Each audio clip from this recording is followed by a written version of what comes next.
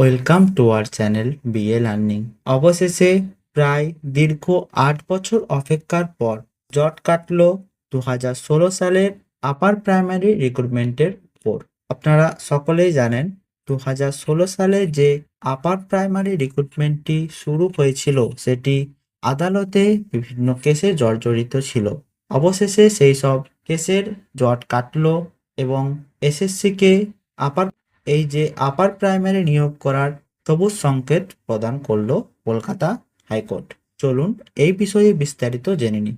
আজ অর্থাৎ ২৮শে আগস্ট মাননীয় বিচারপতি তপব্রত চক্রবর্তী ও মাননীয় বিচারপতি পার্থ সরিত চট্টোপাধ্যায়ের ডিভিশন বেঞ্চে আপার প্রাইমারি কেসটির ফাইনাল জাজমেন্ট এলো।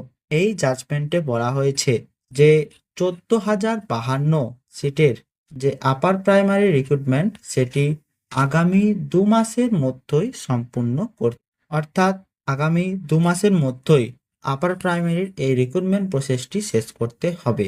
এখানে মধ্যে উল্লেখযোগ্য বিষয় হলো যে ১,৪৬৩ জনকে মেধা তালিকা থেকে বাদ দেওয়া হয়েছিল তাদেরকে ইনক্লুড করে আবার নতুন করে মেধা তালিকা প্রকাশ করতে হবে এবং যেসব চাকরি প্রার্থীদের কাউন্সেলিং পূর্বেই হয়ে গিয়েছিল তাদেরকে সেই কাউন্সেলিং অনুযায়ী জয়েন করাতে হবে এবং এই জয়েনিং প্রক্রিয়া আগামী ১ সপ্তাহের মধ্যেই শুরু করে দিতে হবে বলে রায়দান করা হয়েছে।